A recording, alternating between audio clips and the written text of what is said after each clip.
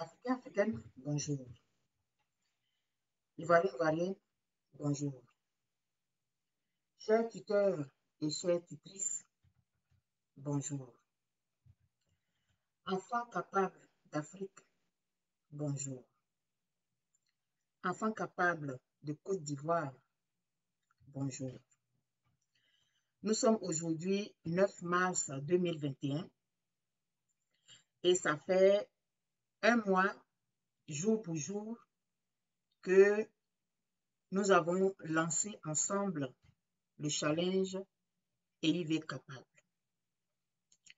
Aujourd'hui, je suis tellement contente, je suis tellement fière de chacun de vous. Celui qui ne m'entend pas, s'il vous plaît, augmentez le son de votre téléphone, je vous en prie. Augmentez le son de votre téléphone, vous allez m'entendre mieux.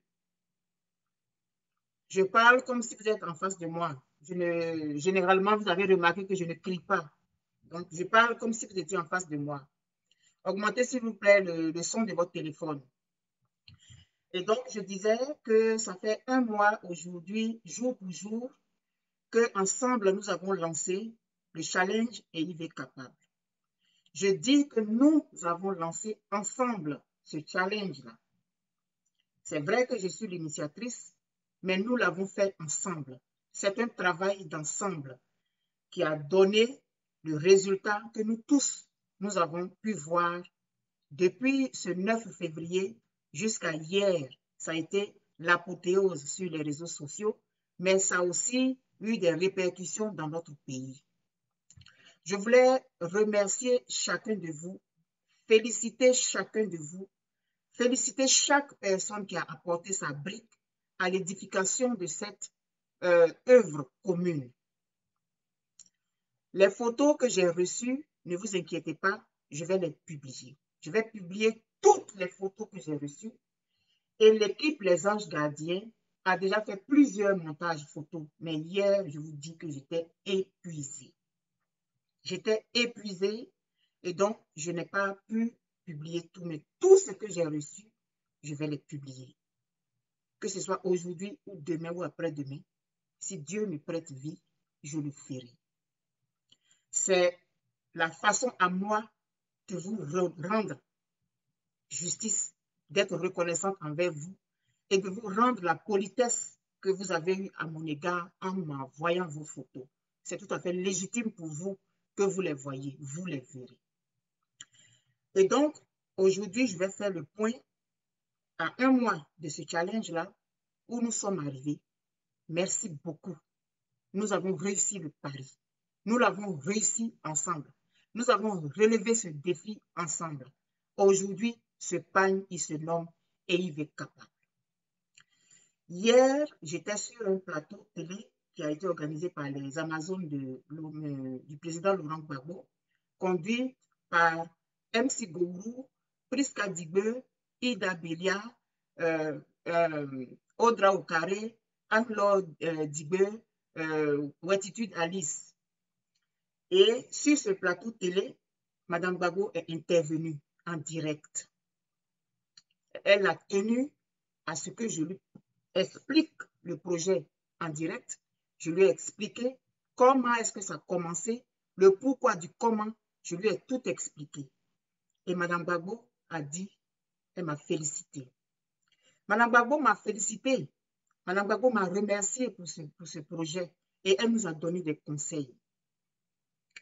Et c'est moi que Madame Gbagbo a félicité, mais à travers moi, c'est vous tous que Madame Gbagbo a félicité. Madame Gbagbo m'a dit merci, mais c'est à travers moi, c'est à vous tous que Madame Gbagbo a dit merci. Parce que moi, c'est moi qu'on voit aujourd'hui. On dit c'est Ebel Boigny qui a initié le projet, c'est vrai, mais c'est parce que vous avez embarqué dedans que ça a donné ce résultat. Si vous n'aviez pas embarqué, j'aurais été seule à publier mes photos sur le net? Non, vous avez embarqué. Et c'est ça qui a donné ce résultat. Ce résultat, c'est un résultat commun à nous tous. Mais je ne refuse pas la paternité du challenge. Ce n'est pas ce que je dis. Oui, c'est moi qui ai fait le challenge. C'est vrai, je le dis. Et je n'ai pas besoin d'être humble pour ça. C'est moi qui l'ai fait. Il faut rendre à César ce qui est à César. Et il faut accepter quand on te lance des fleurs. Je prends les fleurs que vous me lancez. Je les prends avec beaucoup de bonheur. Je les prends avec beaucoup d'humilité. Je les prends avec beaucoup d'amour et d'honneur. Mais vous avez participé, chacun à sa façon, chacun avec son talent, chacun avec ses forces, et nous avons eu ce résultat dont nous pouvons être fiers tous. En attendant que tout le monde s'installe, je vais faire passer une chanson de Eric Nanou qui a aidé aussi à, à dans ce projet, a aidé aussi à rendre chic ce projet-là. C'est une chanson inédite qu'il a chantée en l'honneur de Madame Simone et Yves Gbagbo. Je vais vous la faire écouter et puis on va continuer. Je vais faire le bilan du challenge. Je vais parler de la fête du 8 mars, de la célébration du 8 mars, mais je vais vous dire aussi ce que je vous avais promis. Je vous avais dit que j'allais vous dire le 8 mars, ce qui est derrière tout ça. Mais je ne pouvais pas hier parce que j'étais sur le plateau télé là-bas et puis j'étais vraiment fatiguée. Je ne voulais pas venir faire un direct alors que je devais être sur un plateau télé. Voilà pourquoi j'ai gardé ça pour aujourd'hui. Aujourd'hui, c'est le 9. Aujourd'hui, ça fait un mois que le challenge est lancé. Dieu fait bien les choses. On va faire le bilan ensemble à un mois. Donc voilà, je vais faire beaucoup de lectures. On a décidé d'honorer Mme Gbagbo. Je vais vous parler un peu de Mme Gbagbo. Parce que oui, tout le monde dit Mme Gbagbo, mais il y a des choses que c'est bon que vous sachiez de Mme Gbagbo. J'ai fait mes recherches, j'ai trouvé des informations que j'ai mises sur papier, que je vais vous lire. Parce qu'il y a tellement de choses qu'on ne peut pas tout retenir. Voilà. Et donc,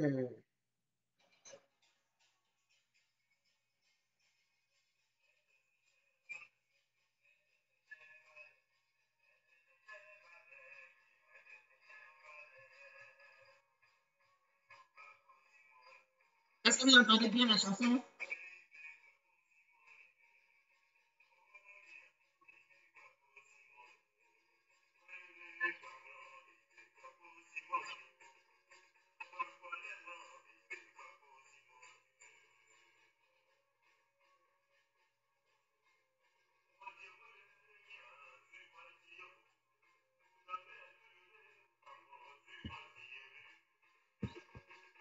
C'est faible. OK. C'est pas grave, on n'entend rien, il n'y a pas de problème. Je vais trouver la solution tout à l'heure. Et puis, je vais vous faire écouter la chanson quand même après. Je vais trouver un moyen pour que vous puissiez l'écouter correctement. Je vous le promets. Si j'oublie, rappelez-moi. C'est correct, le son est faible. Non, non, j'arrête là. Je vais trouver la solution tout à l'heure. Et donc, je disais que nous avons lancé ensemble un challenge le 9 février sur l'inspiration divine. Je vous dis que jusqu'à présent, là, je ne sais pas ce qui s'est passé. Je me sens vraiment honorée. Je me sens privilégiée que Dieu soit passé par moi. Généralement, vous ne m'entendez pas dire Dieu, Dieu comme ça. Mais j'ai fait une expérience là, avec Dieu là, dans cette affaire, dans ce challenge là. J'ai fait l'expérience là. Parce que un simple individu ne peut pas avoir une idée comme ça et puis ça fait ce que ça fait. S'il n'y a pas de Dieu dedans, ça ne peut pas donner ça. Et ça a réussi bien. Nous avons décidé d'honorer Mme Gbagbo. Mais Mme Gbagbo, elle est qui? Et puis, la journée internationale des droits des femmes, c'est quoi? Il y a beaucoup de confusions qui se font dans l'esprit des gens. C'est la fête des femmes, c'est la fête des femmes, mais il y a quelque chose dedans. Je vais vous lire les recherches que j'ai faites pour ne pas travestir l'information, parce qu'il y a tellement d'informations que pour ne pas se tromper, c'est mieux d'écrire et puis les lire. Donc, je vais vous lire. La journée internationale des droits des femmes, célébrée à travers le monde le 8 mars, est depuis plus d'un siècle symbole de lutte et revendication pour le droit des femmes, contre le sexisme et les inégalités face aux hommes. C'est à la Conférence internationale des femmes socialistes en août 1919 à Copenhague que l'Allemande Clara Zetkin fait voter le principe d'une journée internationale sans fixer de date. À cette période, les revendications des femmes contre les discriminations dans l'emploi et pour le droit de vote prennent de l'ampleur dans des pays industrialisés. Le mouvement des suffragettes, les suffragettes, c'est celles qui étaient pour le vote des femmes. Donc, le mouvement des suffragettes pour revendiquer le droit de vote des femmes est né en 1903 au Royaume-Uni, où les femmes obtiennent le droit de vote à partir de 30 ans en 1918. La première édition de la Journée des femmes remonte au 19 mars 1911. Ce jour-là, plus d'un million de femmes, plus d'un million de personnes manifestent pour le droit des femmes en Autriche, au Danemark, en Allemagne et en Suisse. Dans les premières années, ces journées sont très liées au mouvement ouvrier et socialiste. En 1914, c'est à la date du 8 mars que des femmes socialistes se rassemblent à Berlin pour réclamer notamment le droit de vote pour les femmes. Cette date constituerait la première véritable manifestation du 8 mars. Mais il y a une autre information qui dit aussi que le 8 mars, il y a des femmes qui avaient manifesté, des ouvrières qui avaient manifesté, qui avaient fait de la grève dans un pays, et c'est symboliquement en mémoire de cette date-là que le 8 mars a été fixé. Mise en sourdine après le déclenchement de la Première Guerre mondiale en 1914, la Journée des femmes trouve un nouveau départ en Russie. Le 8 mars 1917 se déroule à Saint-Pétersbourg, alors nommé Petrograd, des manifestations d'ouvrières qui réclament du pain et le retour des hommes du front. C'est le premier acte des événements qui conduiront à l'abdication du tsar et la révolution russe. En souvenir de ce premier jour de la révolution russe, Lénine aurait désigné cette date comme jour officiel de célébration pour les femmes. Après la Seconde Guerre mondiale, la journée du 8 mars devient dans tous les pays du bloc de l'Est une célébration de la femme et du communisme. Pendant longtemps, le 8 mars a été une journée qui était fêtée uniquement dans les pays du bloc soviétique et dans les milieux communistes ou de gauche. Mais à partir des années 1960, avec la naissance de ce que certains appellent le féminisme de deuxième vague, qui se structure autour du mouvement de mai 68, les manifestations pour le 8 mars se multiplient et sortent de la sphère communiste. Dans le contexte d'essor du féminisme, du droit à l'interruption volontaire de grossesse, l'ONU déclare une année internationale sous le signe du droit des femmes et décide en 1977 de créer une journée internationale des femmes qui n'est plus donc spécifiquement communiste, mais qui serait propre à tous les pays. Voilà l'historique de la Journée internationale des droits des femmes. On dit qu'on fête les femmes, on fait beaucoup de confusion. La Journée internationale des droits des femmes doit être une journée où on réfléchit sur la réalité des droits des femmes.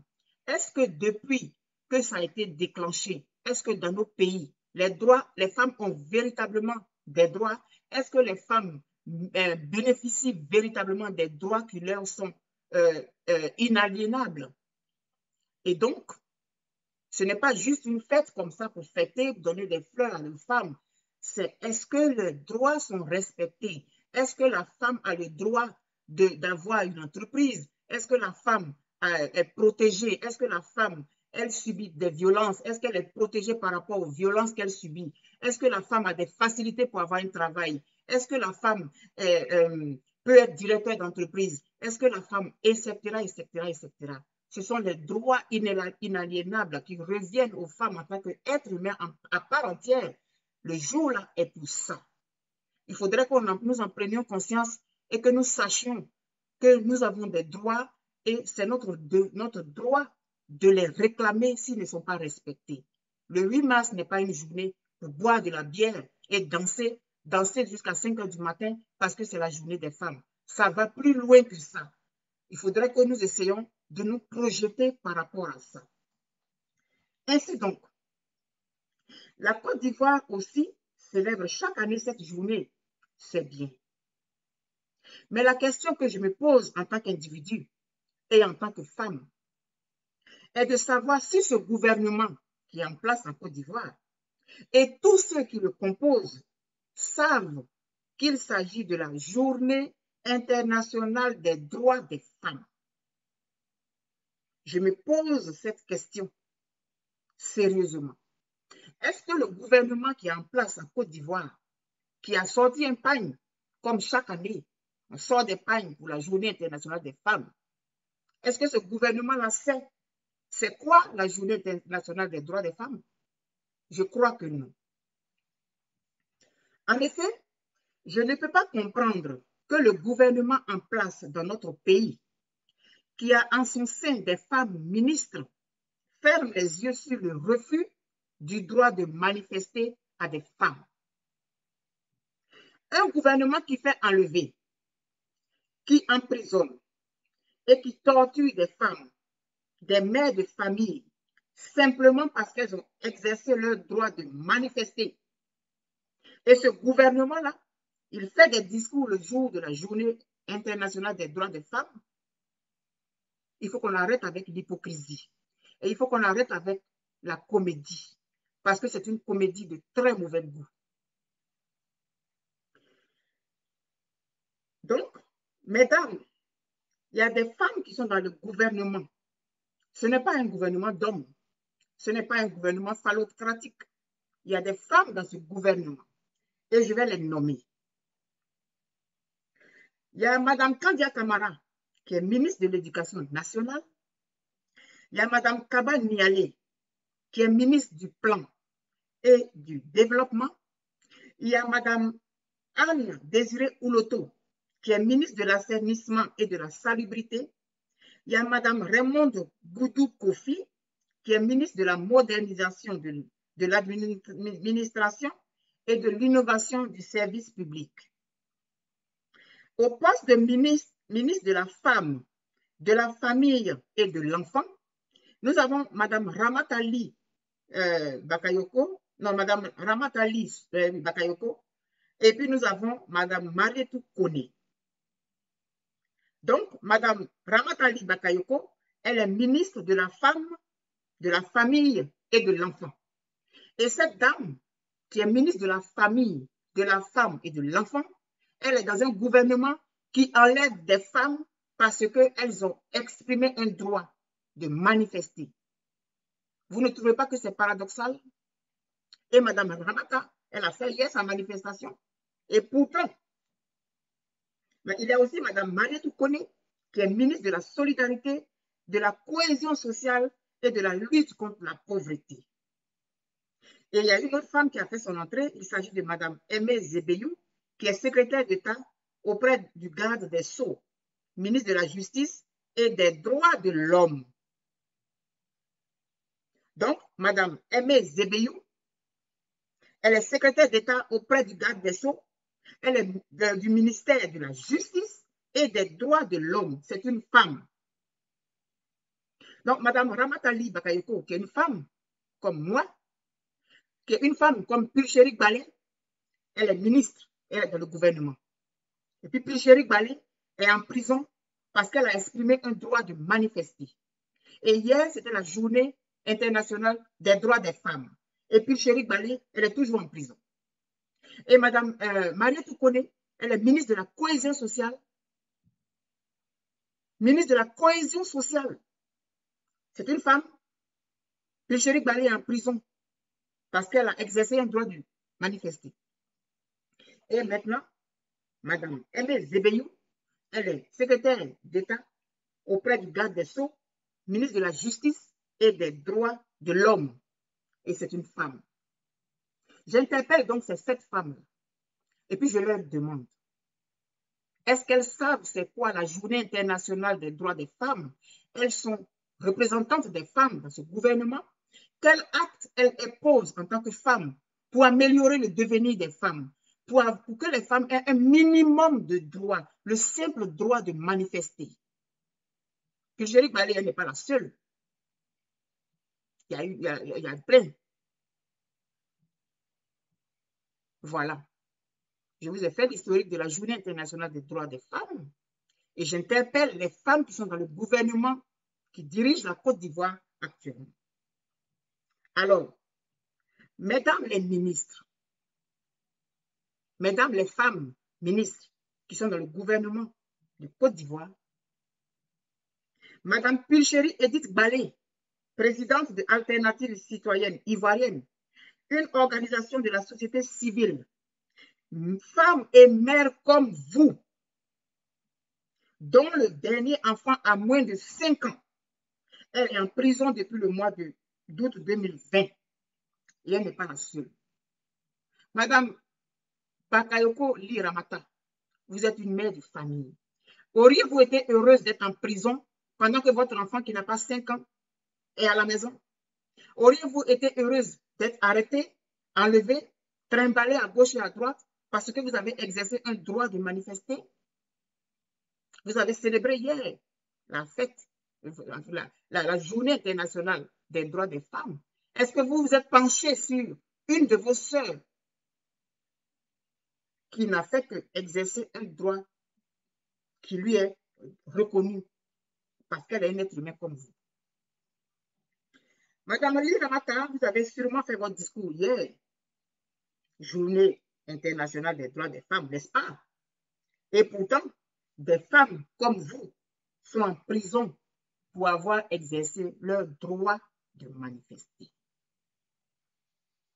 Voilà ce que j'avais préparé pour la journée d'hier.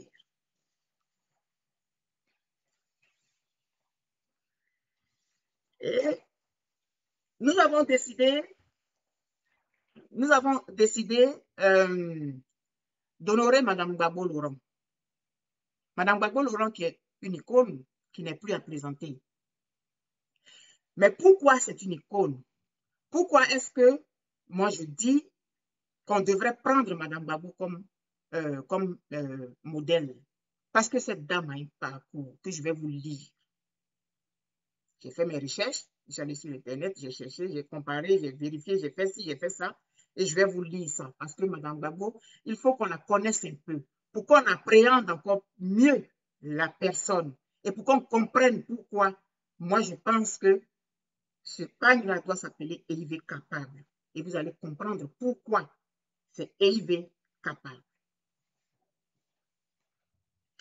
Nous sommes aujourd'hui le 8 mars. Ça, c'est hier. J'avais préparé ça hier parce que je vous avais dit que le 8 mars, j'allais vous donner tout ce qui est derrière le challenge.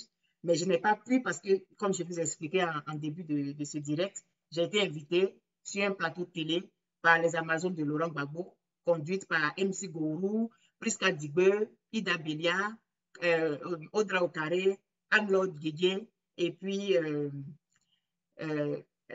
Ouettitude Alice. Donc, je dis la date là. Bon, c'est pas grave, on est encore dans le mouvement. Et donc, nous sommes aujourd'hui le 8 mars et nous avons décidé d'honorer une autre grande dame qui a subi aussi son lot d'injustice. Il s'agit de Mme Simone Eïvé Gbagbo. Mais qui est cette femme inspirante de Côte d'Ivoire? Je vais vous lire son parcours. Mme Simone Eïvé Gbagbo, Mme Simone Eïvé, épouse Gbagbo, est née le 20 juin 1949 à Mossou. Docteur troisième cycle en littérature orale et chercheur en linguistique appliquée, elle est mère de 5 filles, dont 2 paires de jumelles. Après le cycle primaire, elle obtient le BPC en 1967 au Collège d'orientation du Plateau. En 1970, elle décrochera le bac option lettres modernes au lycée classique d'Abidjan. Elle entre à l'université d'Abidjan où elle obtient en 1973 une licence en lettres modernes. Sortie major de sa promotion CAPES, qui est le certificat d'aptitude pédagogique de l'enseignement secondaire de lettres modernes à l'École normale supérieure d'Abidjan. Elle sera admise à l'université de Vilcaneuse dans le 13e, où elle obtiendra en 1976 une maîtrise de lettres modernes, option littérature orale sur le sujet l'image de la femme dans le conte. En 1981, elle passera avec succès son DEA, qui est le diplôme d'études approfondies de littérature à l'université de Dakar. Plus tard, en 1983, elle décroche sa thèse de doctorat troisième cycle dans la même université sur le thème « Le langage tambourineux chez les abourés ».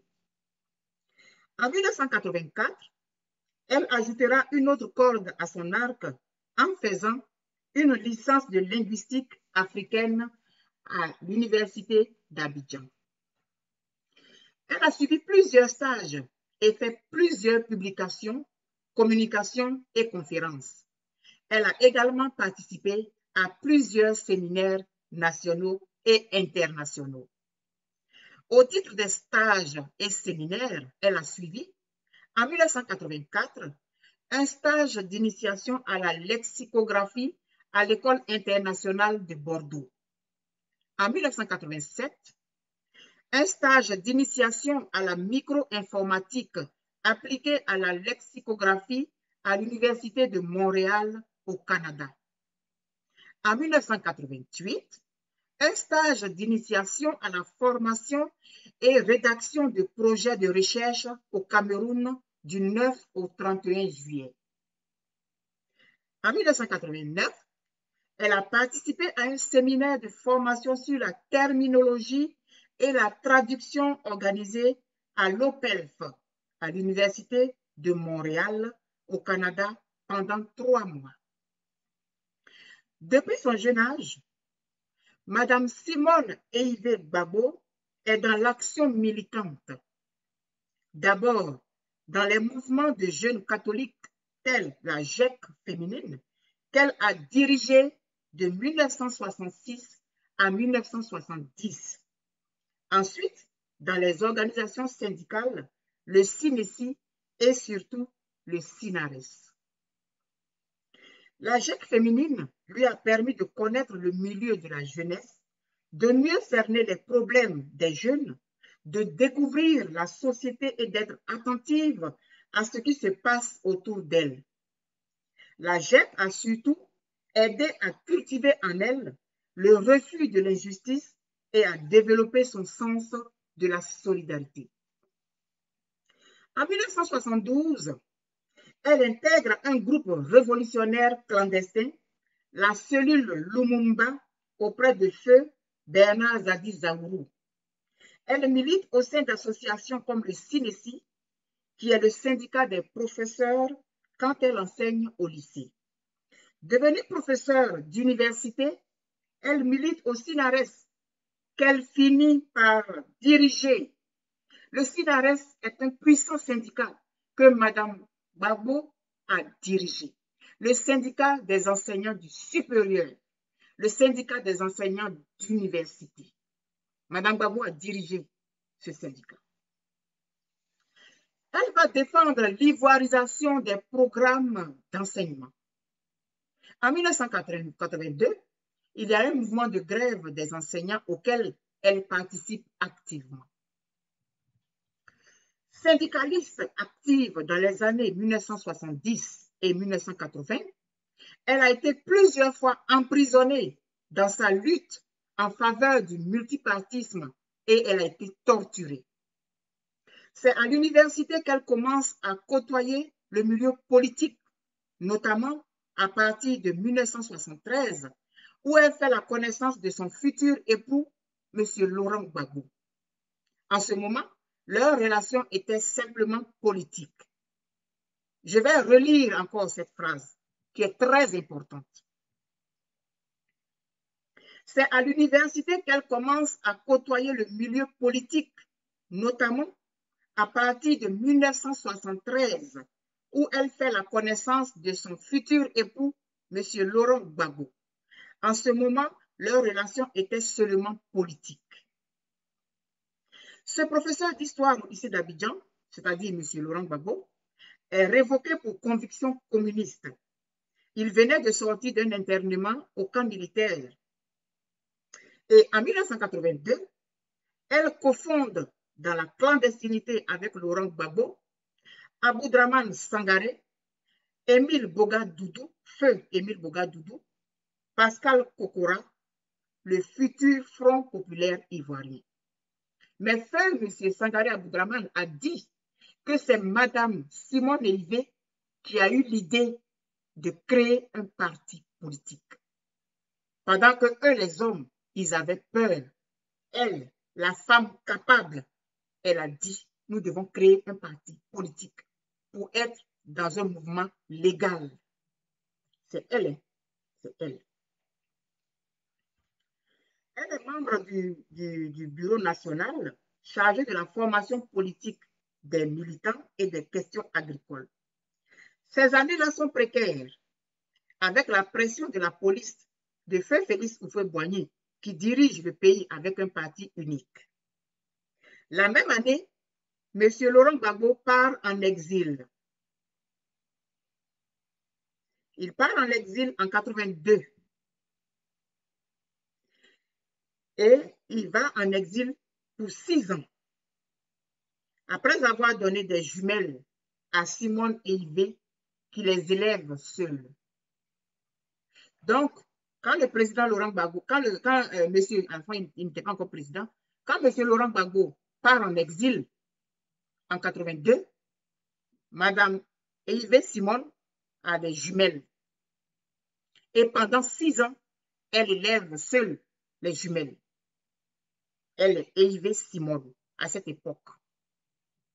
Tout le combat qu'elle a fait jusqu'à ce qu'elle mette les jumelles au monde, elle était Eïvé Simone. Elle était cette dame de conviction, cette syndicaliste, cette femme capable de dire son point de vue et de l'assumer. Une femme capable d'assumer ses convictions. C'était Simone Eïvé qui est restée avec 16 jumelles pendant que le père était en exil. Pendant 6 ans. Je continue. C'est à elle aussi qu'incombe le lourd devoir d'animer le mouvement clandestin qui donnera plus tard naissance au FPI. Elle le dirigera de 1982 à 1987. Elle dirigera en l'absence de M. Laurent Gbagbo le parti clandestin qu'ils ont créé. Elle va le diriger de 82 à 87. Eïvé Simone. Sous son règne, de grands débats auront lieu au sein du groupe politique. M. Gbagbo revient en septembre 1988 et il se marie le 19 janvier 1989. C'est donc à partir du 19 janvier 1989 que Simone Eïvé devient Simone Gbagbo. C'est à partir du 19 janvier 1989 que Simone Eïvé devient Simone Gbagbo. Donc, le bagage que Simone Eïvé a commencé à développer depuis qu'elle était jeune et qu'elle était à la GEC, tout ce bagage et tout ce qu'elle a rencontré comme difficulté, tout ce qu'elle a vécu comme emprisonnement, tout ce qu'elle a vécu comme torture, tout ce qu'elle a vécu comme pression, ce bagage-là, elle est venue avec ça pour se marier à M. Laurent Gbagbo le 19 janvier 1989. Eïvé Simone a dirigé le SINARES. Elle a été à la tête du SINARES, qui est le syndicat des enseignants du supérieur. Elle était Simone Eivé. Elle a fait partie du SINESI, qui était le syndicat des enseignements du secondaire. Elle était Simone Eivé. Elle a fait ses filles. Elle était Simone Eivé. Elle a élevé seule ses filles pendant que Laurent Gbagbo était en exil. Elle était Simone Eivé. Elle est devenue Simone Gbagbo le 19 janvier 1989. Je continue la lecture. En 1987, Madame Simone Eivé, qui était à l'époque la première secrétaire générale du FPI dans la clandestinité, initie un débat.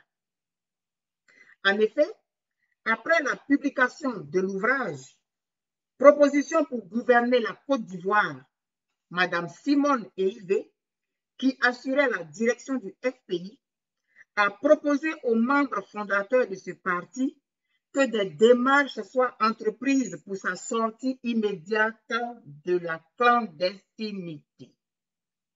Simone Eivé a écrit un ouvrage « Proposition pour gouverner la Côte d'Ivoire ». En 1987, elle était Simone Eivé. Et elle a proposé aux autres membres fondateurs, on a dit qu'ils étaient 5, donc elle a proposé aux 4 autres que le FPI, qui était encore dans la clandestinité, sorte de la clandestinité et se formalise. C'est Simone Eivé. C'est Simone Eivé. Elle trouvait anormal que son parti, après avoir publié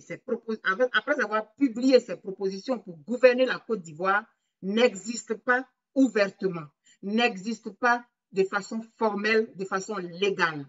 Donc cette femme, c'est une femme d'honneur. C'est une femme juste. C'est une grande dame.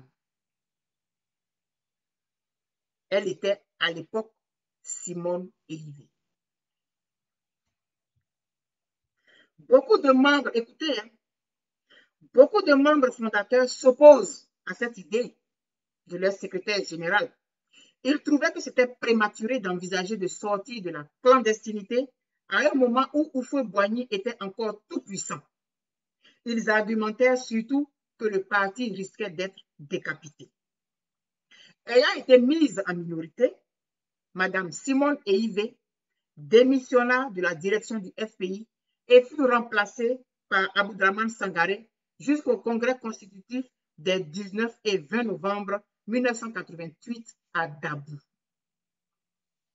Puisqu'elle a proposé que le FPI sorte de la clandestinité, les autres se sont opposés. Ils avaient peur parce que Houphouët-Boigny crachait du feu à l'époque. Elle a été mise en minorité, elle a démissionné de la direction parce que vous ne voulez pas me suivre. Ok, moi je ne peux pas continuer à diriger un parti clandestin. Donc je démissionne, mais je reste quand même dans le parti politique, toujours. Et Sangaré Abdourahmane, feu Sangaré Abdourahmane, prend la tête du FPI clandestin. L'année 1982, qui a été marquée par le départ de Laurent Gbagbo en exil, sera également une année très chargée pour elle au plan syndical. En effet, docteur en lettres modernes et chargé de recherche à l'Institut de linguistique appliquée et membre du bureau du SINARES, dirigé à l'époque par Pierre Kipré, elle se retrouvera propulsée au premier rang de ce syndicat après les événements de cette année-là. Elle est désignée par les membres du SINARES pour assurer l'intérim de Pierre Kipré qui avait démissionné. Puisqu'ils avaient entamé une grève pour l'amélioration de leurs conditions d'enseignants. Et comme ça chauffait, M.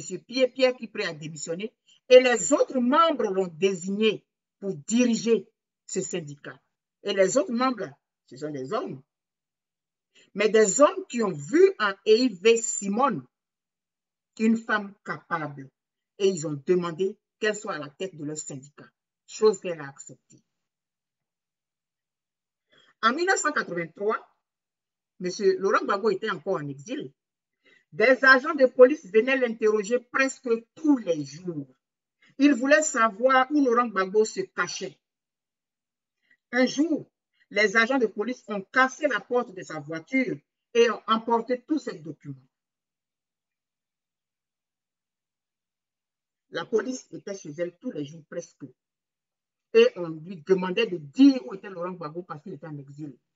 Elle ne l'a jamais dit. C'est une femme capable.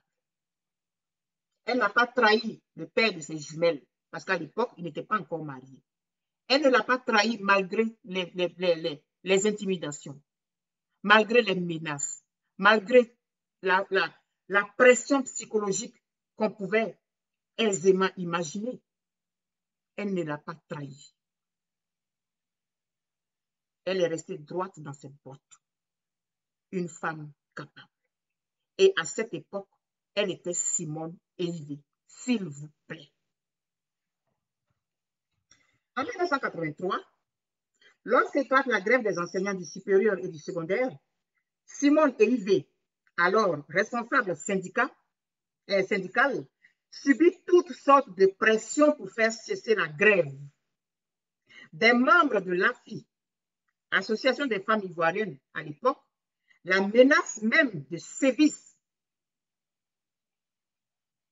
Pour avoir lu la déclaration des enseignants qui protestaient contre la manière dont ils avaient été expulsés de leur logement, elle a eu droit pendant 3 heures aux injures du président Félix Houphouët-Boigny.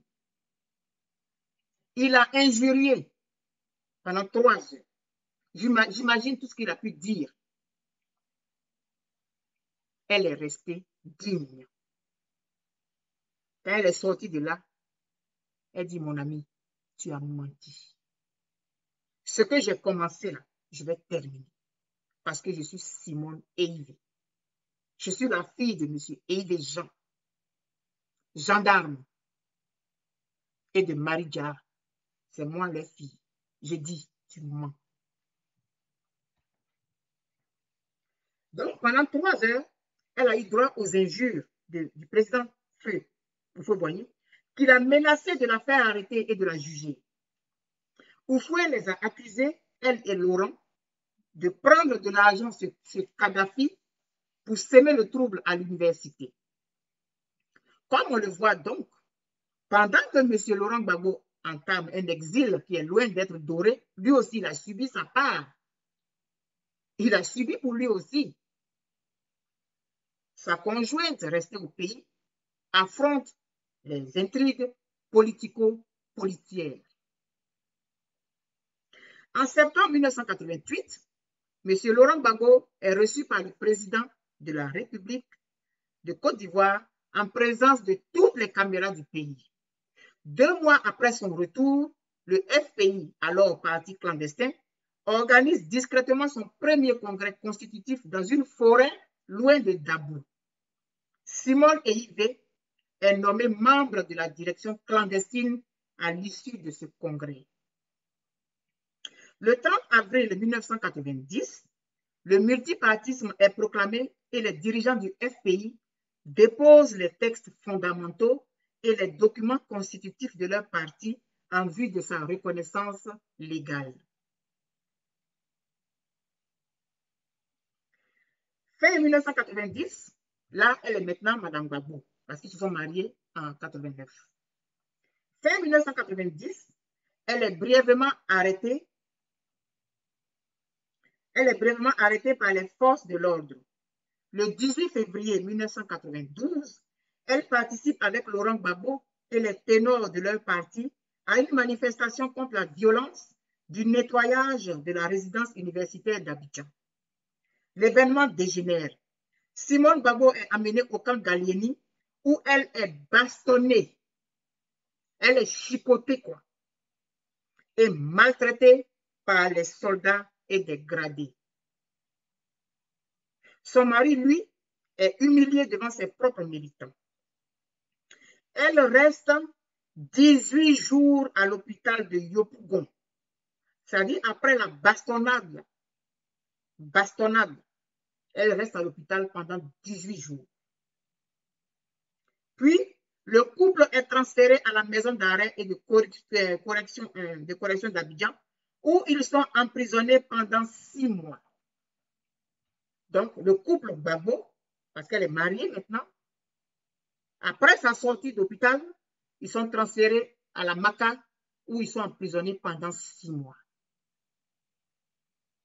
Simone Eyive Gbagbo, elle est emprisonnée pendant 6 mois avec son mari à la Maka. Parce qu'ils ont manifesté, ils ont exprimé un droit de manifester. Ils ont été punis. À l'époque, c'était M. Alassane Dramane Ouattara qui était le premier ministre de Côte d'Ivoire.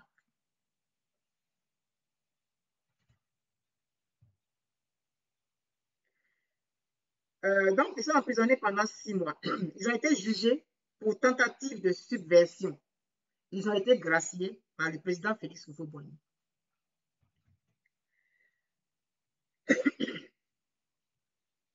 Elle est élue députée de la commune d'Agogo en 1995 après une campagne violente.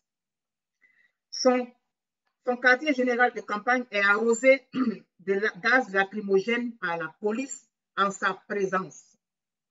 Elle est présidente du groupe FPI à l'Assemblée nationale et vice-présidente de la Chambre.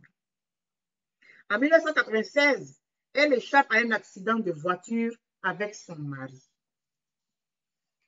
Elle participe activement à la campagne présidentielle pour son mari, candidat du FPI en 2000.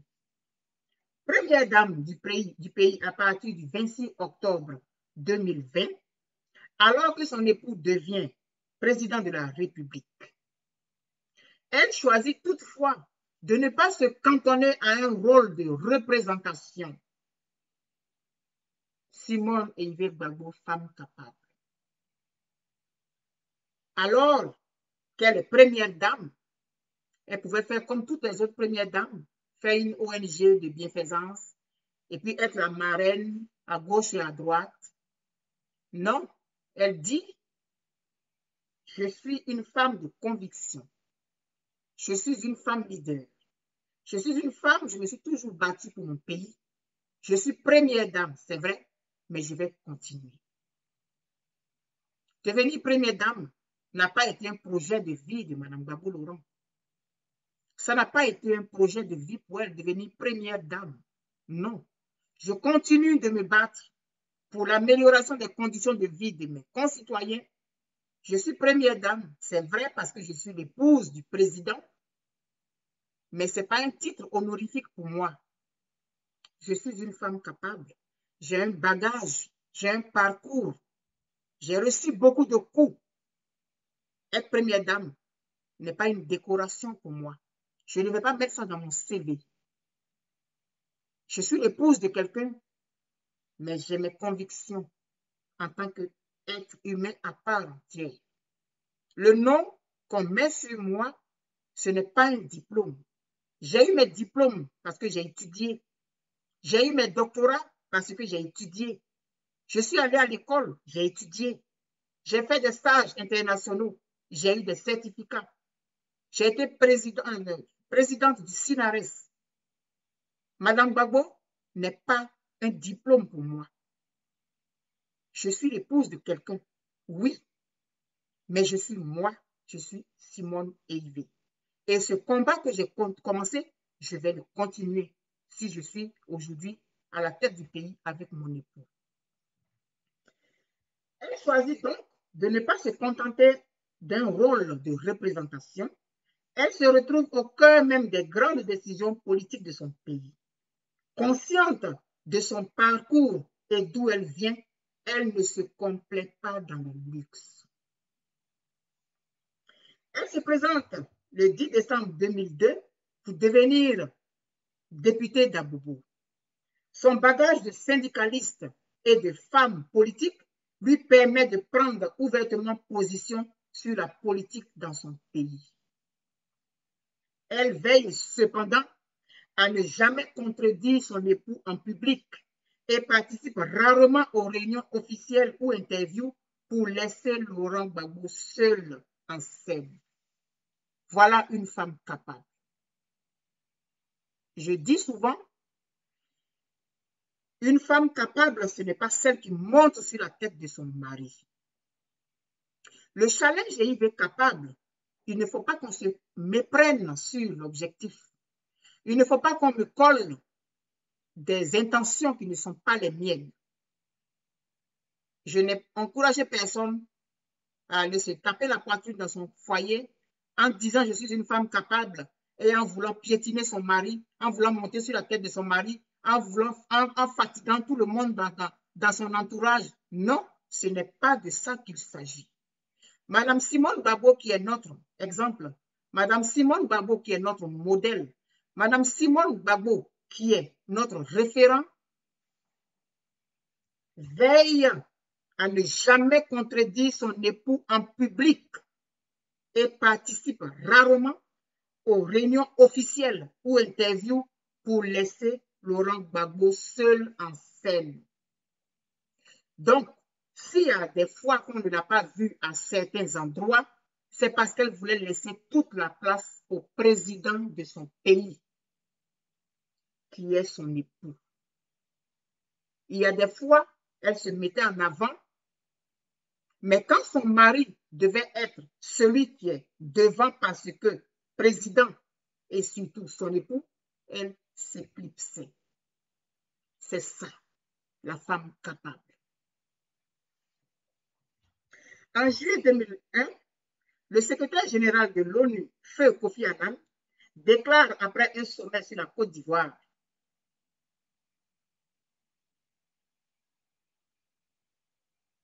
si les décisions arrêtées ici rencontrent des difficultés pour être appliquées, il nous faut envisager la prochaine fois d'inviter Mme Simone Gbagbo à nos travaux. Sa meilleure compréhension des solutions peut nous aider à les mettre vite en œuvre. Je relis. En juillet 2001, le secrétaire général de l'ONU, Feu Kofi Annan, déclare après un sommet sur la Côte d'Ivoire: si les décisions arrêtées ici rencontrent des difficultés pour être appliquées, il nous faut envisager la prochaine fois d'inviter Mme Simone Gbagbo à nos travaux. Sa meilleure compréhension des solutions peut nous aider à les mettre vite en œuvre. C'est Kofi Annan, Feu Kofi Annan, qui a dit ça de Mme Gbagbo. Lors de l'élection présidentielle ivoirienne de 2010, une crise post-électorale éclate à la suite de la contestation des résultats de la CEI par Laurent Gbagbo. Elle se retranche alors avec son époux à la résidence présidentielle de Cocody. Suite à la crise, elle se retranche avec son époux dans la résidence de Cocody. Après 10 jours de combat entre partisans pro-Ouattara, soutenus par l'ONUCI et la force Licorne, Simone et Yves Gbagbo et son époux sont arrêtés le 11 avril 2011. Ils sont tous les deux placés en état d'arrestation au Golf Hotel d'Abidjan. Donc, Simone et Yves Gbagbo, l'épouse du président Laurent Gbagbo, est avec son époux dans la résidence. Et pendant 10 jours, ils vont subir tout ce que nous savons. Ils vont subir tout ce que nous savons. Simone et Yves étaient avec son mari Laurent Gbagbo dans la résidence. Cette femme capable qui aurait pu fuir pour sauver sa vie, qui aurait pu abandonner le président Laurent Gbagbo dans la résidence, qui aurait pu chercher à sauver ses bijoux et ses chaussures et ses sacs. Elle est restée avec son mari dans la résidence qui a été bombardée pendant 10 jours. Simone et Yves Gbagbo, elle était dans cette maison-là. Fidèle à ses convictions jusqu'au bout, fidèle à son mari jusqu'au bout, elle serait morte avec lui sous les décombres, alors qu'elle avait la possibilité de sauter la clôture, ou bien elle avait la possibilité de traverser la frontière. Elle est restée avec Laurent Gbagbo. Elle serait morte avec son mari. Femme capable. Et ce tempérament, c'est le tempérament de Yves Simone. Ce n'est pas le mariage qui a transformé cette femme. Ce n'est pas le mariage qui a fait cette femme. Elle était déjà faite. Elle s'était faite toute seule, avec son parcours, avec son éducation. Et elle est venue dans le mariage avec ça. Simone Yves. Femme capable. Donc, ils sont tous les deux placés en état d'arrestation au Golf Hotel d'Abidjan. Par la suite, son mari est transféré et assigné à résidence à Korogo. Le 23 avril, elle quitte Abidjan et est placée à son tour en résidence surveillée à Odiémé. C'est elle, Simone Yves Gbagbo, c'est elle. Mais vous savez ce qu'elle a fait? Elle est arrivée à Odiémé, là. Elle a appris aux enfants à écrire, là. Femme capable, femme disponible pour son peuple. Malgré qu'elle était dans ça, elle pouvait se dire, de toute façon, je suis en prison, je m'en fous. Elle a appris aux enfants à écrire là-bas. Fidèle à ses convictions. Simone Yves. Dans le cadre d'enquêtes visant 200 personnes liées à l'ancienne présidence, elle est auditionnée par le procureur de la République d'Abidjan le 8 mai, hors de la présence de ses avocats.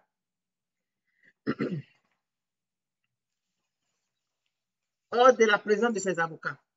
Le 18 août 2011, comme son mari, elle est inculpée par la justice ivoirienne et placée en détention préventive pour vol aggravé, détournement de deniers publics, concussion, pillage et atteinte à l'économie nationale.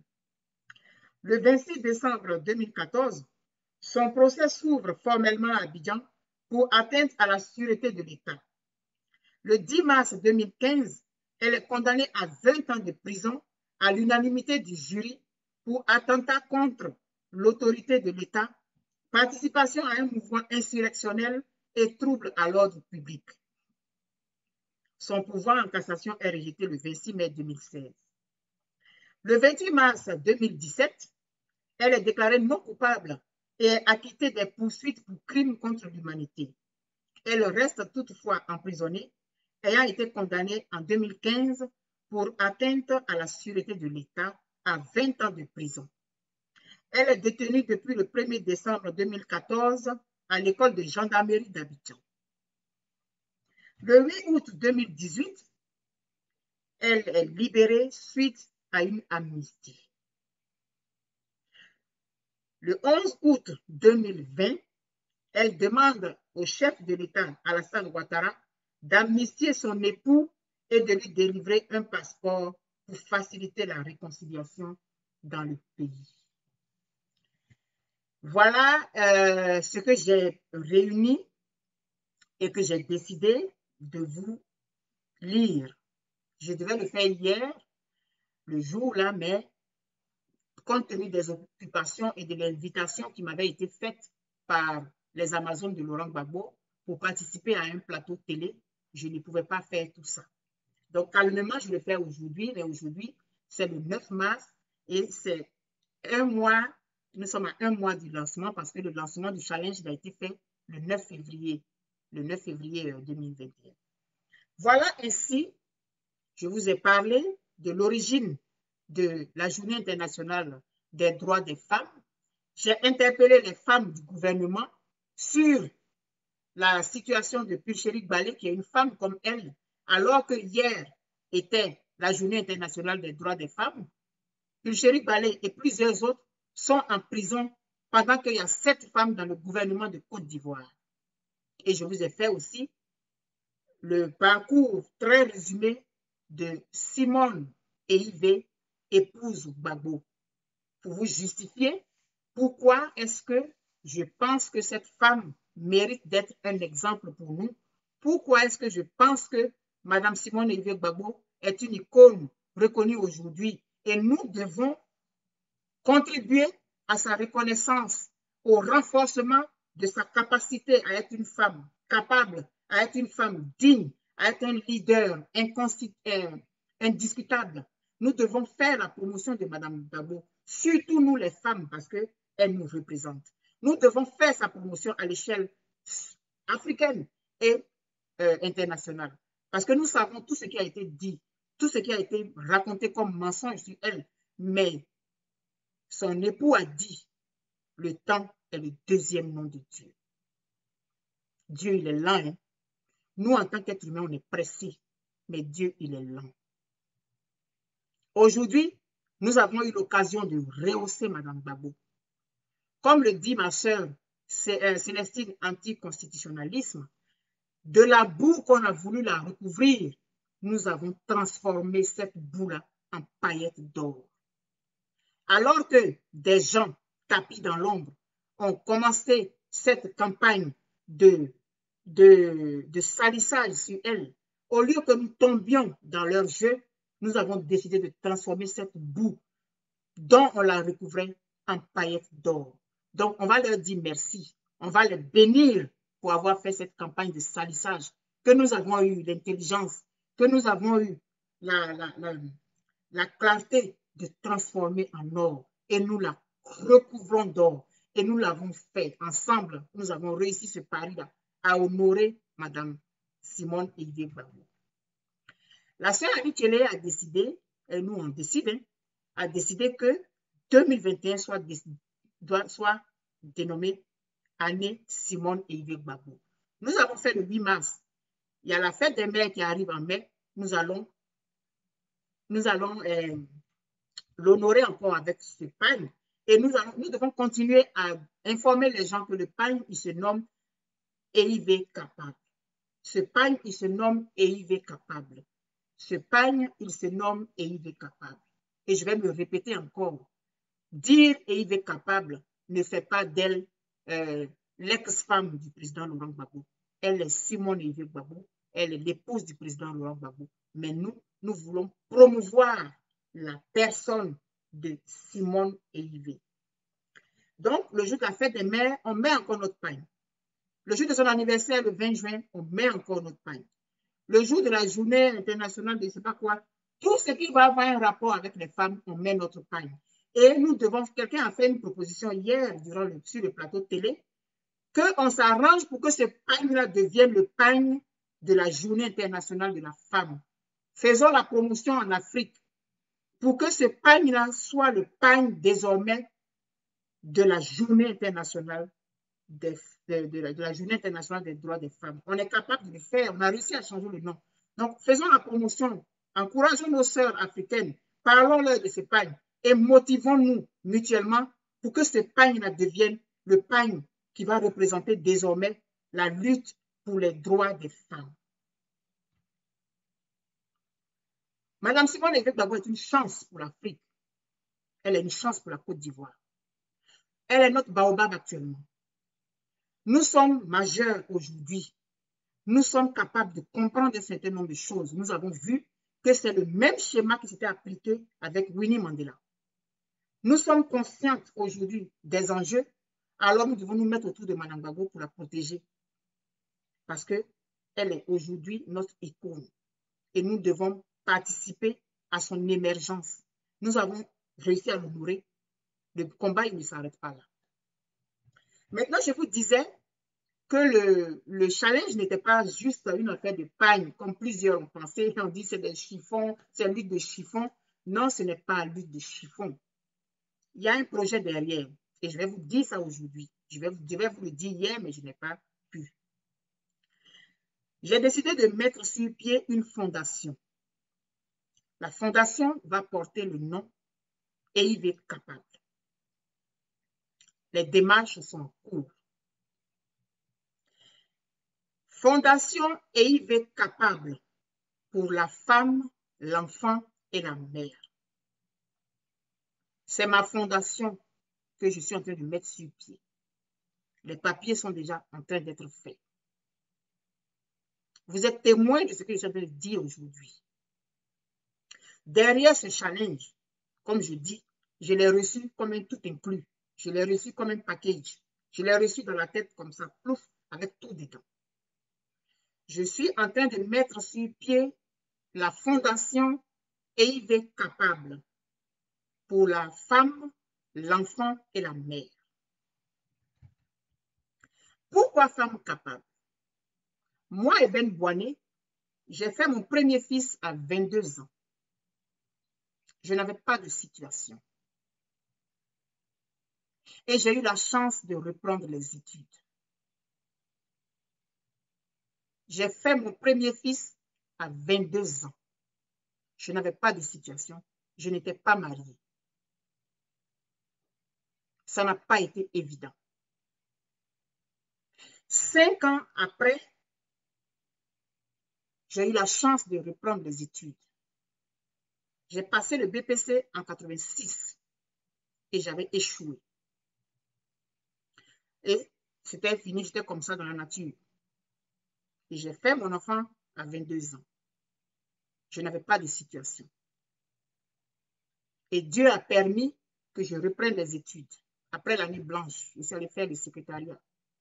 Donc, je suis restée 5 ans sans aller à l'école. J'ai fait un tour dans le théâtre. J'ai fait 5 ans sans aller à l'école. Et puis, c'est moi qui vous parle aujourd'hui là. Et donc, tu es capable. Ce n'est pas parce que tu as abandonné les études que tu ne peux plus les reprendre. Ce n'est pas parce que tu as fait un enfant et que tu n'es pas marié que ta vie est finie. C'est moi, je vous parle. J'ai fait 5 ans sans aller à l'école. Et puis, j'ai repris les études, j'ai fait le secrétariat à Boaké. J'ai fait un BEP. J'ai fait un bac G1. Et le bac G1, je l'ai fait sous le ministre Pierre Kipré. C'était le bac de l'excellence. Pour ceux qui se souviennent, cette année-là, c'était chaud. C'est ce bac-là que moi j'ai eu. Après être resté 5 ans sans aller à l'école. Et après mon bac, je suis entrée à l'INSET. Et j'ai fini en 1997 avec un DUT en assistanat de direction, options bureautiques et communication. Pourquoi tu devrais penser que si tu as fait un enfant, ta vie est finie? Non, ta vie n'est pas finie. Je suis la preuve vivante. Je ne suis pas la seule. Il y a plusieurs peut-être dans ce cas. Mais il y a plusieurs aussi dont la vie s'arrête parce qu'elles ont fait un enfant. Est-ce que donner la vie doit être une sanction? Est-ce que donner la vie doit être une punition? Je dis non. Cette fondation va se pencher sur ce genre de cas. Pour pouvoir reprendre les études, il fallait que ce soit au privé. Et si tu n'as pas les moyens pour payer ton privé, tu fais quoi? Tu te mets avec un homme qui paye tes cours et puis qui t'insulte matin, midi, soir. Et puis après, quand tu as fini, vos relations ne finissent, ces choses. On dit oui, c'est comme ça les femmes, on paye leurs cours et puis après, quand elles ont réussi, elles abandonnent. Mais pendant que la personne paye tes cours, qui imagine ce que tu vis? Ce qu'on te rappelle tous les jours. Nous avons un pays qui est riche. Les députés, quand ils sont élus, ils ont 100 millions pour s'installer parce qu'ils ont été élus députés. Il y a 255 sièges. Donc, multipliez les 255 sièges là par le nombre de députés à qui on donne cet argent pour s'installer. Et ils sont payés à 2 500 000 francs par mois. Il faut calculer le 2 500 000 qu'on donne aux députés par mois, aux 255 députés qu'on donne par mois en Côte d'Ivoire. Multipliez ça. Multipliez les 2 500 000 par 255. Vous allez voir le nombre que ça fait. Sans compter la possibilité qu'ils ont d'avoir des voitures hors classe, hors douane et les avantages sociaux qui vont avec. Ils sont capables de se soigner à 100% partout dans le monde. Et puis toi, tu as fait un enfant à 18 ans, à 19 ans, à 20 ans, peu importe. Tu ne peux pas poursuivre tes études. Ton pays ne peut pas mettre peut pas mettre en place des conditions pour que toi, après avoir donné la vie, tu puisses reprendre tes études. Ton pays ne peut pas faire ça pour toi. Mais ton pays peut payer 2 500 000 à des députés qui ne savent même pas eux-mêmes à quoi ils servent. Nous avons des priorités. Alors cette fondation, son objectif, c'est ça. Et il est capable. Femme, tu es capable. Jeune fille, tu es capable. Moi, là, je suis l'exemple vivant de ça. Je dis que je ne suis pas la seule, mais comme je connais pour moi. Et donc, comme je suis dans le cas, comme généralement je fais mes challenges, je m'utilise toujours d'abord. Donc, j'utilise mon exemple. Mon fils est né en 89. J'ai eu mon DUT en 1997 parce que j'ai eu la chance de reprendre les études. Mais combien n'ont pas cette chance? Notre pays a les moyens pour pouvoir mettre à la disposition des filles cette possibilité de reprendre les études. On peut créer les situations pour que ces filles aillent au public au lieu qu'elles soient obligées d'aller au privé. Donc, celle qui n'a pas les moyens d'aller au privé, sa vie est finie. Moi, je viens ici au Canada, je me rends compte que une fille qui a fait un enfant, elle reçoit les allocations. Quand moi, j'ai fait mon fils, là, je n'avais pas d'allocation. Hein. Pourtant, l'enfant, j'étais célibataire, l'enfant était à ma charge. Je n'ai reçu aucune allocation de mon pays. Pourtant, j'ai donné la vie. Et mon pays, il paye des députés à ce montant. Et quand ils vont à la retraite, ils sont pris ils sont à vie, c'est à vie. Pendant que les conditions font que plusieurs jeunes filles se perdent. Elles se perdent en chemin. Et Ben Bonnet qui vous parle aujourd'hui, tout le monde dit, je suis intelligente et tout, je suis brillante, merci beaucoup. Mais si je n'avais pas eu la chance de reprendre mes études, là, est-ce que vous m'auriez découverte? C'était fini comme ça. Et plusieurs, dans le cas, sont des génies, des filles très intelligentes, qui ont donné enfant, et puis c'est fini, leur vie est finie. Non, nous devons nous battre pour que ça change. Nous devons nous battre pour que ça change, pour donner la chance à une fille de reprendre les études après avoir fait un enfant. Faire un enfant, ce n'est pas une malédiction. C'est cet enfant-là, c'est sur lui j'ai pris mes forces pour reprendre les études. C'est lui qui m'a donné la force de continuer et aller jusqu'au bout. Je suis une femme capable. J'aurais été perdue si je n'avais pas eu la chance. Et combien sont perdus? Alors, cette fondation a pour but de faire tout ça. Ici, au Québec, tu peux aller à l'école à 50 ans si tu veux, au public, s'il vous plaît. Pourquoi notre pays ne peut pas le faire? On peut le faire. C'est une volonté politique. Donc, quand une fille a fait un enfant à 22 ans, à 23 ans, quand l'enfant est en âge de marcher et tout, qu'on lui donne la possibilité de s'inscrire pour continuer. Elle a fait l'enfant, elle était en 5e, elle peut reprendre la 5e et puis aller en 4e, en 3e, à l'école publique. Notre pays peut s'offrir ça. Quand on me dit qu'on donne 100 millions aux députés pour s'installer, mon pays peut faire ça.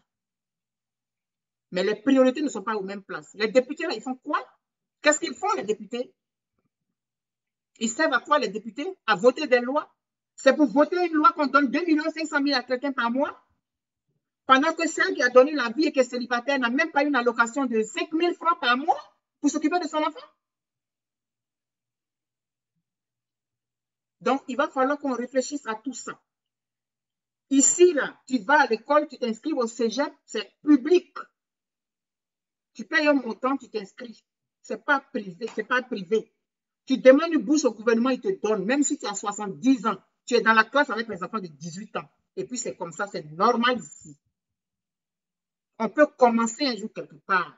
Nous venons dans les pays des Blancs, nous voyons des choses, on peut les appliquer chez nous aussi. Nous sommes des êtres humains aussi. Donc, voilà le projet qui est derrière. Le challenge est capable. Donc, j'attends que tout se mette en place, les papiers sont en route et tout. Quand le moment viendra, je vais annoncer. Quand tout sera officiel, je vous annoncerai. Mais je voulais vous faire l'annonce officiellement hier. Mais ce n'est pas grave. À un mois du challenge, voilà ce que je vous annonce. La fondation, la création d'une fondation. La fondation EIV, la fondation EIV capable pour la femme, l'enfant et la mère.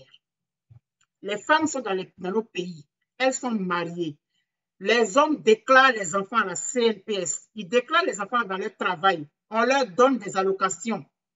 Même quand ils sont séparés de ces femmes-là, ils continuent de percevoir les allocations. Et ces femmes-là s'occupent toutes seules de leurs enfants. Ce n'est pas juste.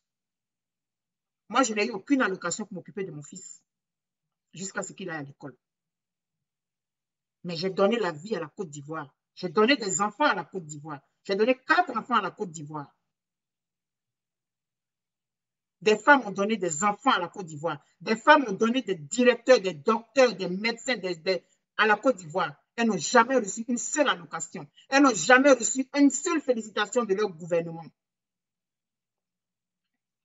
Donc, il va falloir qu'on y pense. Qu'on donne la possibilité aux filles de reprendre les études, quel que soit le niveau où elles sont arrivées, quel que soit leur âge. Qu'elles sont éduquées pour ne pas perdre de cerveau. Moi, j'aurais été perdue. J'aurais été perdue. Moi, là, j'ai fait un enfant et puis j'ai fait à 5 ans. Et puis, on disait que ma vie était finie, là. On se moquait et tout, là. C'est moi ici, là. Plusieurs aussi, donnons la possibilité à plusieurs de pouvoir se réaliser. Ce n'est pas seulement par les études, mais il y a un minimum. Permettre aux filles de savoir écrire, au moins ça. Au moins ça. Savoir écrire, on peut le faire. J'ai fini aujourd'hui avec ce que j'avais à vous dire. Et donc, tout est en marche, tout est en chose. Toutes les autorisations ont été demandées à gauche et à droite pour le non. Madame Gbagbo, c'est mon idole. Et Madame Gbagbo, c'est une personne qui aime la loi, qui aime le droit, qui aime le formel. Donc, moi aussi, j'aime la loi, j'aime le droit, j'aime le formel. Alors, si je décide de mettre son nom, ce nom-là, sur la fondation, j'ai fait ce qu'il faut pour ça. Donc, rassurez-vous. Le challenge, c'était EIV capable. La fondation, c'est EIV capable. J'ai fini avec ce que j'avais à vous dire. Félicitations pour ce challenge que nous avons réussi ensemble. C'est notre challenge. C'est notre projet commun. J'ai été l'initiatrice, c'est vrai, mais c'est pour nous tous.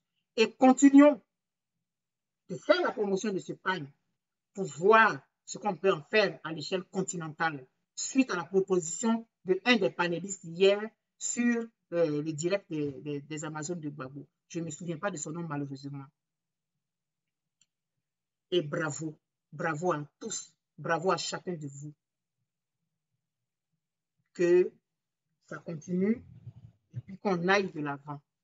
Le prochain truc, c'est à la fête des mères, on met notre pain, on met notre EIV capable. Maintenant que vous avez promis la chanson, là, je vais aller chercher mon ordinateur qui est un peu fatigué là. Et puis euh, vous allez écouter la chanson là de Eric Nanou. Toute femme doit savoir écrire. Tout être humain doit savoir écrire.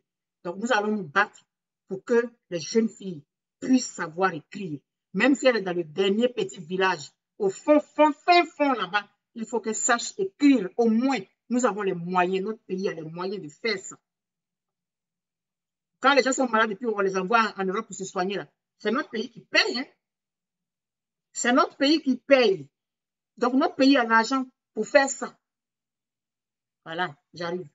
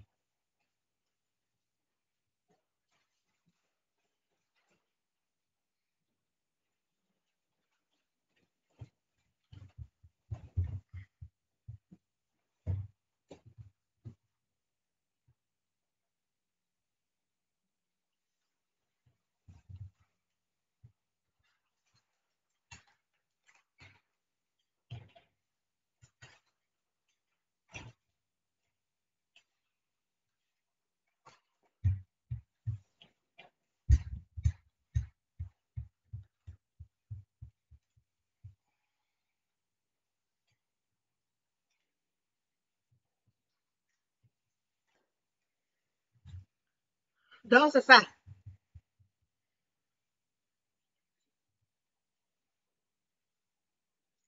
Il faut qu'on se batte pour nos soeurs, pour nos jeunes filles. Il ne faut pas que l'avenir d'une fille soit dans le cours du soir. Dans le cours du soir, non. Il faut qu'elle aille à l'école comme tout le monde. Même si elle a 30 ans, elle peut être à la même classe que les enfants. Ça se fait ici, c'est normal ici. Ça se fait ici. Pourquoi est-ce que nous, on ne peut pas le faire? Peut-être que la vie ne doit pas être une sanction. Hein? Non. Et l'enfant, quand sa maman, si sa maman est instruite, mais l'enfant, il est bien, il est sauvé. Si sa maman a la possibilité de savoir écrire et puis de lancer sa propre structure, on peut le faire. On a vu qu'ici, Delta, elle n'est pas allée à l'école. Elle a eu les moyens de pouvoir exprimer son talent. Mais il y a plusieurs femmes comme ça qui sont perdues, mais elles sont perdues pour le pays. C'est le pays qui perd.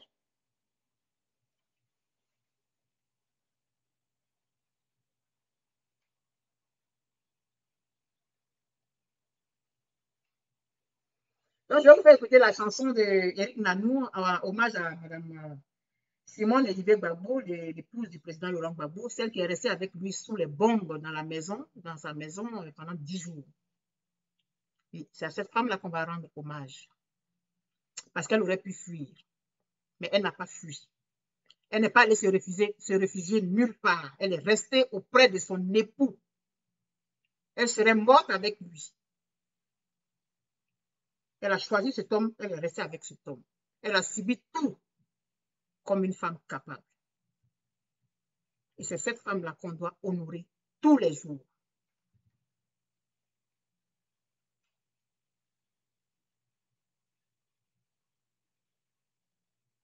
Hier, j'ai été tellement émue là, durant le direct là, qu'elle s'est adressée à la, elle m'a dit qu'elle me félicitait, elle était d'accord avec mon projet.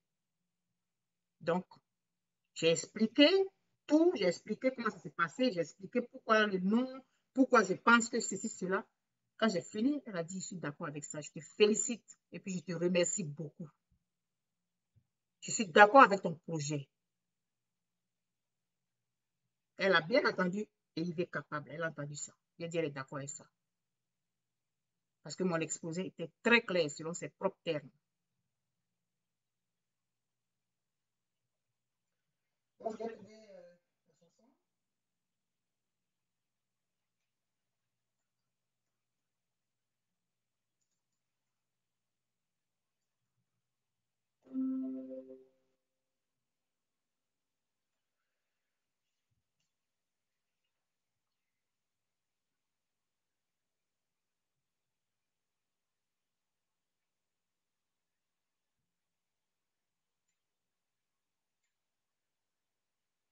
Ceux qui n'ont pas eu leur temps, il y a le 8 mars, ça c'est pas grave. Hein. Il y a la fête des mères qui arrive là en mai. Donc, vous pouvez toujours vous procurer votre pain. Et puis après, on va aller à son anniversaire. Bon, ok, c'est parti.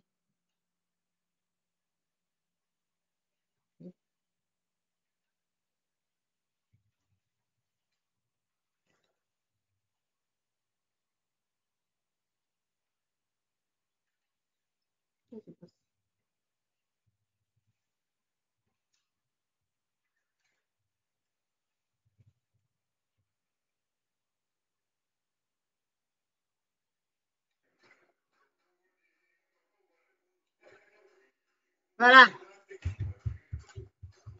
Est-ce que vous entendez bien?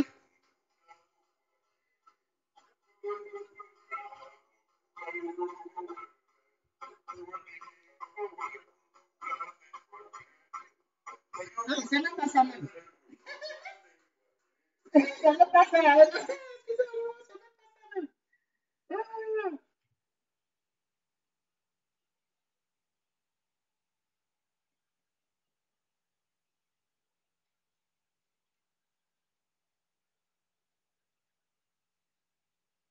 Ah, voilà. Ah, excusez, c'est pas ça. Vous n'entendez pas? Ouh, mais comment je vais faire? C'est au maximum là.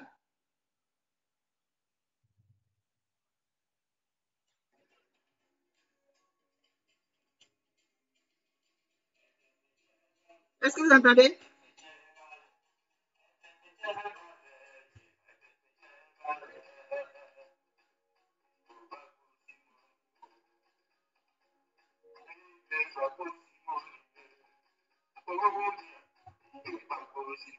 Augmentez votre téléphone. Oh. Vous n'entendez pas. Allez, augmentez, pardon.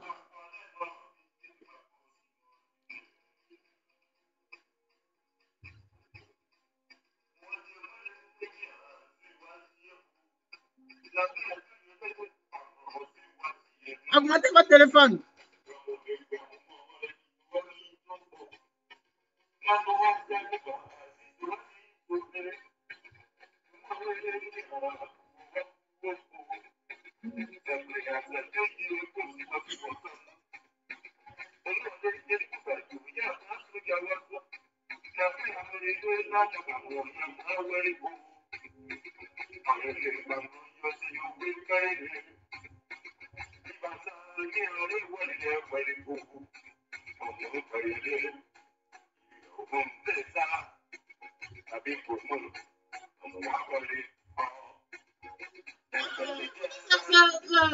On sent tout ça. Et que se vale, et que se vale. Si de babo Simone o. Ive babo Simone o. Ive babo Simone o. Ive babo Simone o. Oh. Vous n'entendez pas, je suis désolé.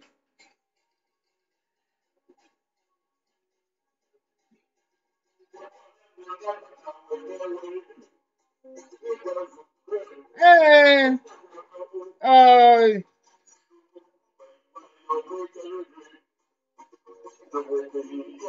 Bon, c'est bon, si vous n'entendez pas, c'est pas la peine.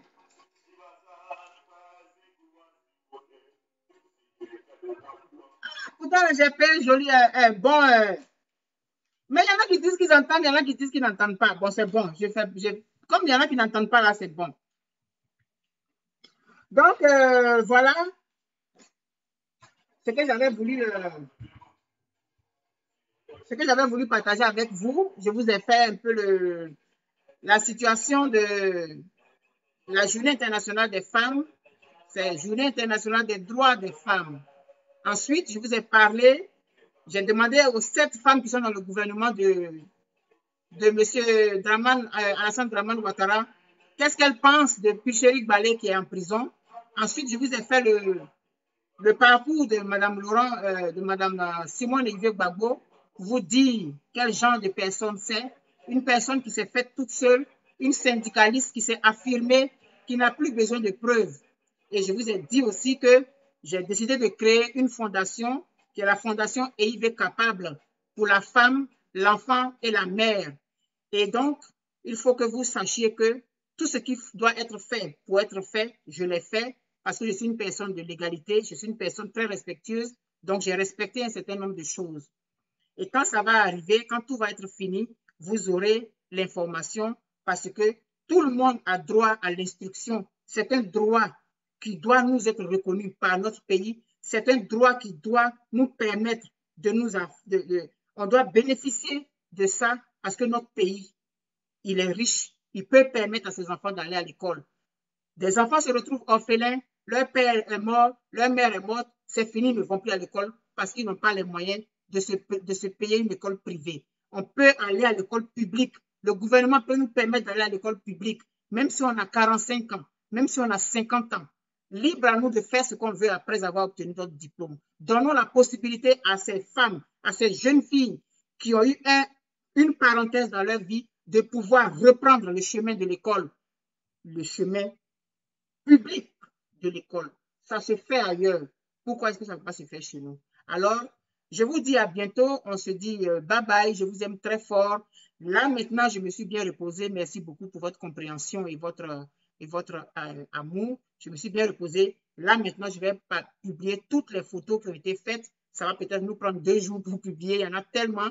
Et les membres de l'équipe Les Anges Gardiens ont travaillé hier. J'ai reçu plein de vidéos qu'ils m'ont faites, mais j'étais tellement fatiguée que je ne voulais pas faire n'importe quoi. Donc, je vais publier. Merci aussi à cette équipe qui travaille dans l'ombre, qui s'est tout de suite constituée dès les premiers jours du challenge. Dès le 10 déjà, ils étaient prêts. Alors, merci à eux. Ils nous ont accompagnés dans ce challenge et ils ne font pas que faire des vidéos. On discute de beaucoup de choses, on discute de notre projet. Ils sont au courant de la fondation EIV Capable. On a discuté de tout ça là. Ils savent. Donc, ils ne font pas que faire des montages photos, ils ne font pas que faire des montages vidéo. Ça va au-delà de ça. Et voyons plus loin. Élevons-nous. Comme Mme Gbagbo, qui est sortie de prison et qui a pardonné à ses bourreaux, qui a dit que pardonner, ça permet de libérer. Elle m'a dit hier, il faut aller de l'avant. Elle a donné ses bénédictions à ce projet EIV Capable. Elle était dans un... Ah, mais je voulais vous montrer quelque chose, j'ai oublié. Il faut que je vous montre ça. Il faut que je vous montre ça. Non, j'allais oublier même. Ah non, c'est impardonnable. On est à combien de temps là? J'espère qu'on n'est pas à 1 heure déjà. Hein? Oh, si, on a dépassé 1 heure. Oh, j'aime pas quand les vidéos sont longues comme ça. Vous savez, avec... non, non, non, non, non. Est-ce que c'est ici? Vous allez m'excuser si la vidéo est longue comme ça. Hein? Est-ce que je vais trouver ça? À moins que je le fasse un autre jour.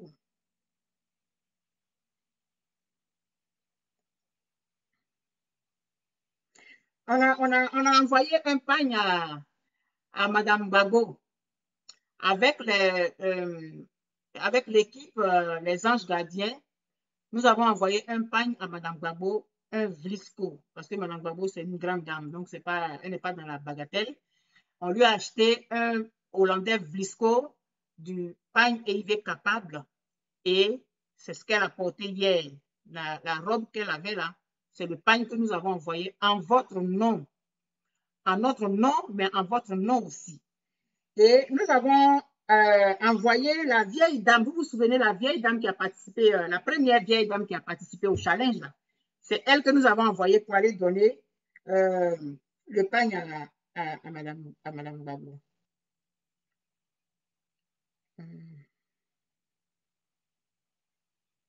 Bon, je n'ai pas ça ici, j'ai ça sur le téléphone, dans le WhatsApp, là. Je vais vous le présenter une autre fois, parce que bon, 1h30, je trouve que c'est long. Je vais vous présenter cette vidéo-là. J'ai fait une vidéo pour expliquer à Mme Gbagbo les objectifs et tout.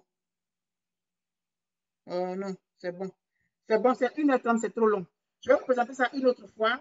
On a envoyé la vieille dame pour aller donner le pagne à Mme Gbagbo en votre nom, à notre nom, à tous les enfants.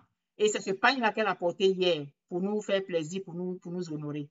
Donc, je vais arrêter le direct maintenant. Ça fait 1h30, c'est trop long. Bisous à vous. Je vais vous présenter la vidéo parce que j'ai fait une vidéo pour lui expliquer le projet et tout. Et puis, lui envoyer le pagne. Je vais vous montrer cette vidéo-là et puis vous montrer les photos qui ont été faites quand elle a reçu le pagne que nous avons envoyé en votre nom, en notre nom à tous. Je vous aime très fort. On se dit à bientôt. Bye bye.